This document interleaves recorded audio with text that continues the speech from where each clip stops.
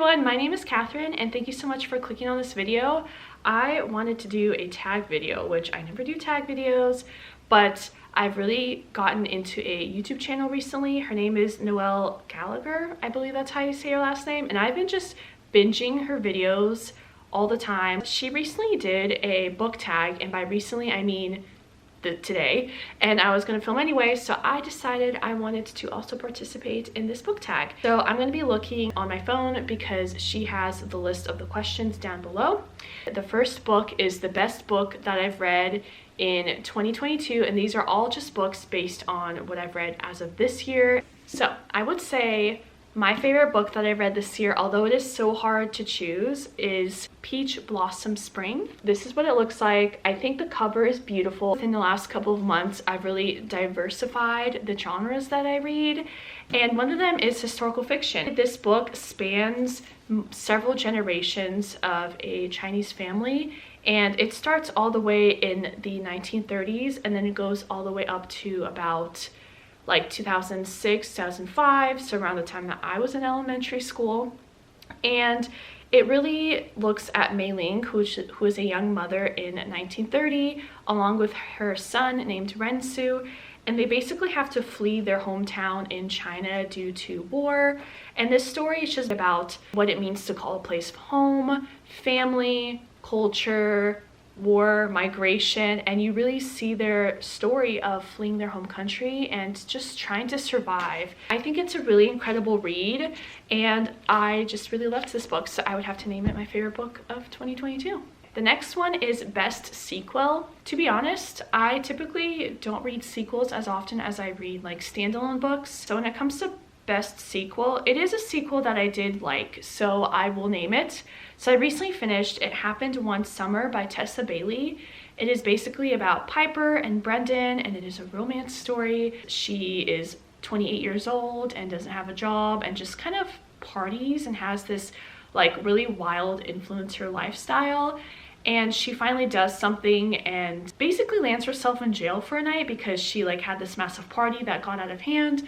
And that at that point things had been building up with her stepfather, and he finally was like, you know, Piper, you have nothing going for you. He was pretty harsh. It was one of those things where like she needed to hear it, but when it was an audiobook that I listened to.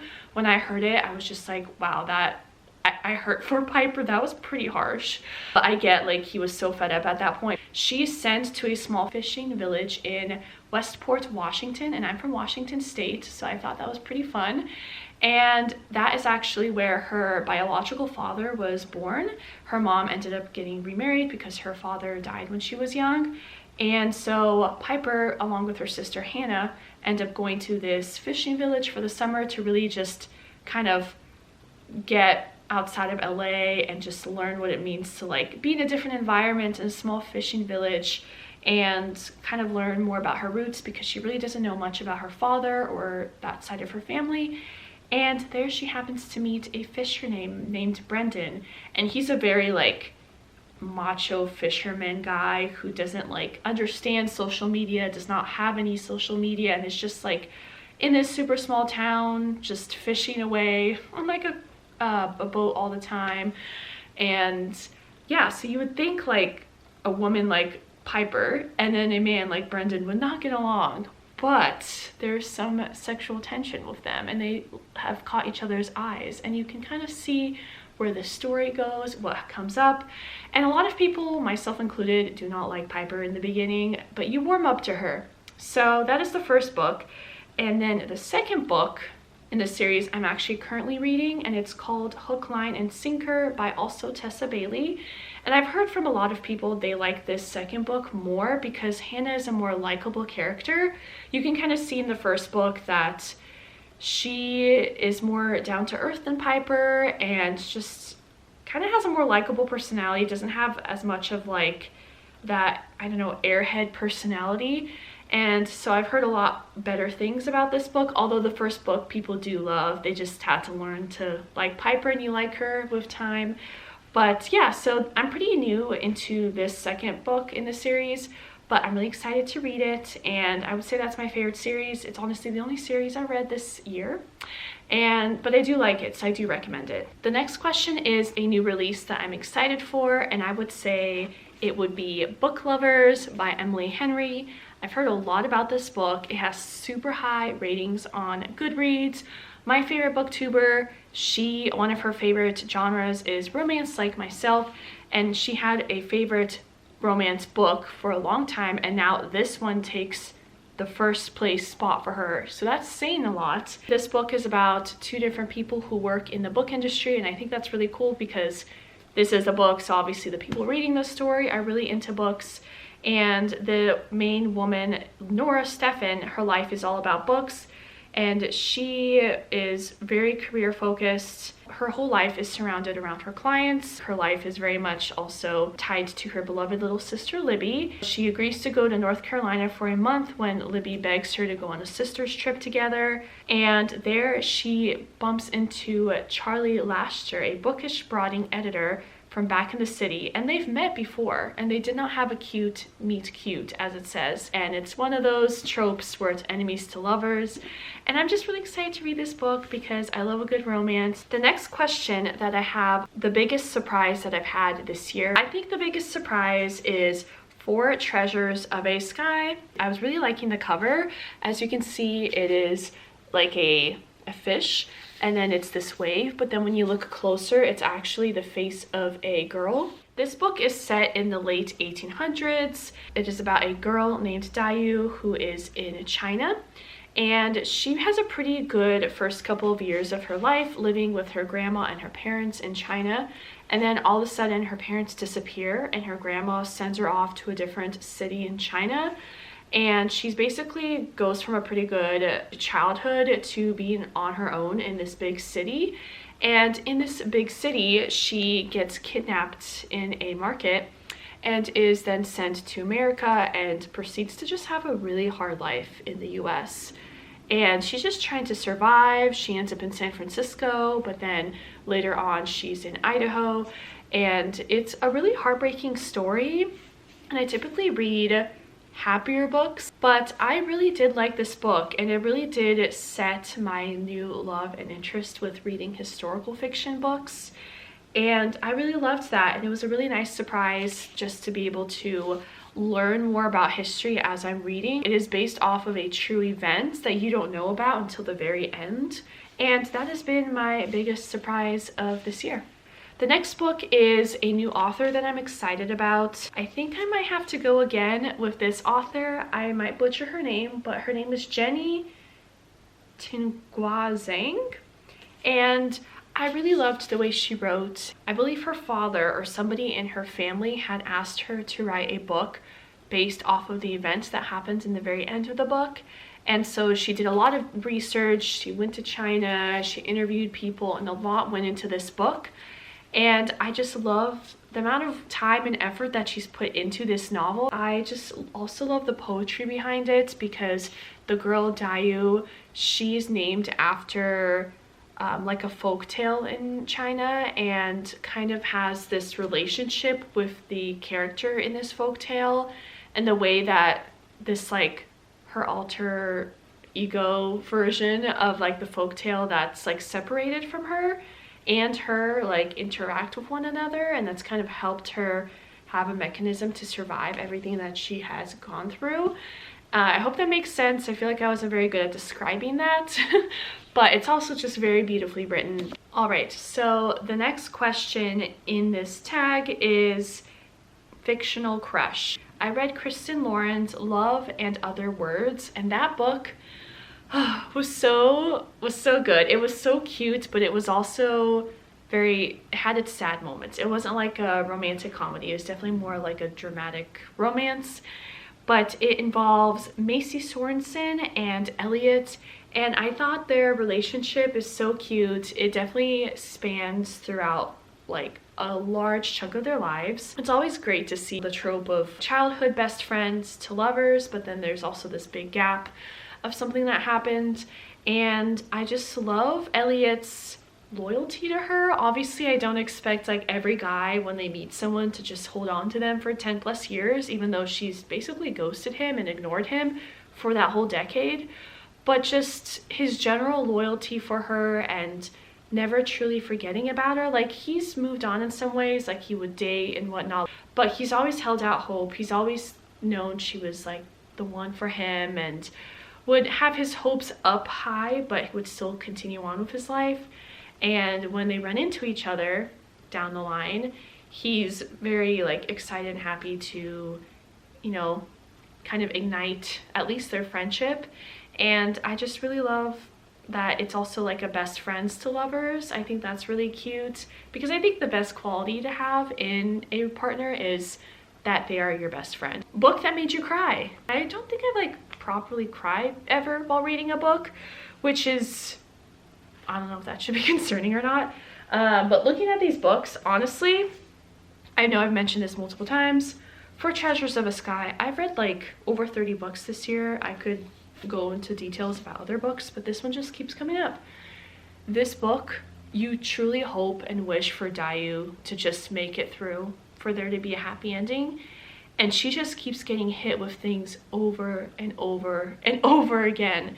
And I just feel for her so much. And I just wanted there to be more good for her and positivity and a happy ending than she ends up getting. I don't want to say whether it is a happy ending or not, but I will say this book is very sad. It's very sad. And then you learn about the event that it's based off of, and that event is a true story. Dayu may be a fictional character, but her ending happened in real life to people. And it's just frustrating. Like, yes, it's back in the 1880s and we've come a long way. It deals with a lot of racism, I will say, and we have a long ways to go. But, you know, back in the 1800s, it was a lot worse. And it's just so frustrating, and she just keeps being put in all these situations that she did not ask for. I mean, no one does. But it's just a really sad book, and I felt like if I cried while I read easily, this would definitely be one of them. The next question in this tag is a book that made me happy.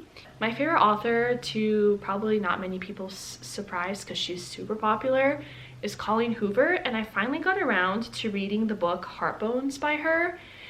And it definitely covers a lot of hard topics, as Colleen Hoover does. She doesn't typically write romantic comedies. She typically does like dramatic romance dramas. Is that how you pronounce it? Say it? Yeah. And this book made me happy because I read it in like 2 days. I couldn't put it down. And it is about a girl, and she grows up with just her mom, and her mom is pretty much a drug addict, and they live in a trailer, and this poor girl had to like fend for herself. The summer before her starting college, she decides to live with her dad, who she barely knows, and she finds out her dad has had the complete 180 of a life compared to her mom. And it's just a lot of anger bubbles up in her, and she's like, why haven't you helped me? I've lived such a hard life. But also she kind of needs a place to stay due to circumstances. For the summer before college, she moves to like this beach town in Texas to live with the father and his family that she did not know about. And yeah, it's about her finally having like a good life and family that loves her, although it's complicated because of the father not being there. And then there's a boy who's around, and there's some romance that starts to come up, and she lives on the beach, and it's just really cute. So I'll just leave it at that. The next book I was gonna say is a book that made me happy, because it truly did, but I wanted to save it for this question, and that is, what is a beautiful book I read? And it is this book, Border Crossings, A Journey on the Trans-Siberian Railway by Emma Fick. So this is what it looks like. And it is an illustrated novel, and basically as you read it, this is definitely a book I wanted physical and not on my Kindle, but it is about this woman who illustrates, and even the text is her handwriting, her travel journeys, and I just love it so much. So she starts out in Mongolia and she goes through China. This is something that I've wanted to do for a very, very long time now, but because of political situations in Russia right now and the pandemic and just life. I still really want to do it, and that's the Trans-Siberian Railway, which is the longest train railway in the world. So they started in Beijing, they went through Mongolia, and they ended in Moscow. And this definitely quenched my travel hunger because I've been wanting to do it so badly. My family is Russian, and so I've been to Russia before, but only like Moscow and St. Petersburg, and I really want to do the Trans-Siberian Railway and just see the smaller cities and see things like Lake Baikal, which is the world's deepest freshwater lake. And they have the Omal fish, I believe, which is really well known in that area. And I'm like okay with seafood. I don't love it. I'm trying to find the page. But the way the author describes this fish and how they like dry it and eat it, it might sound gross to you just talking about it because I'm not as good at explaining it as she is, but it made me want it really badly, and just to experience like all these cool small little cities around Russia. Books that I need to read by the end of the year, and I have a lot of different books. I'm trying to go on here to see all the different books that I want to read because it's it's a long list. It really is. Well, here, so I'll just name a few, honestly. Book Lovers, I've not read this. Disposable City. This is about Miami's future on the shores of climate catastrophe. Not the happiest book, but it's about climate change. I'm really passionate about climate change. I think this cover is so cool. So this is another book I want to read. I've already started this book, so I'm not going to count it. I've heard so much about this book, A Flicker in the Dark. I've not read a thriller in quite some time, and it's my second favorite genre. So this is about like a father who commits like 6 different murders or something like that with teenage girls, and then the daughter of the father has to live with this like trauma, and then like 10 or plus or 15 even years down the line, when she's about to get married and she's finally kind of healing all that trauma, new deaths have occurred and bodies have been found, and now she's wanting to investigate what happened. And then another book, How to Love Animals in a Human-Shaped World. This is just a nonfiction book about our relationships with animals, how we can treat animals better, whether it's farm animals that we end up raising to eat. You could still treat those animals in a humane way during their life, to like animals in the wild, to domestic pets. So I thought this would be a really fun book to read as well. I've noticed I've been reading more nonfiction books, which I really like, because although romance books and thrillers are really fun and entertaining to me, I want to also branch out more and read memoirs, historical fiction, and nonfiction, so I can have my reading also be more educational as well. Another book I really want to read is The Four Winds by Kristen Hanna, and another historical fiction book, but it's set in the United States back in the 1930s, I believe, or 1920s. This book has been super highly rated, and I picked it up last year actually on Black Friday. It was on sale. I've yet to read it because I keep finding other books and then pushing books like this one on the back end and then reading those new books.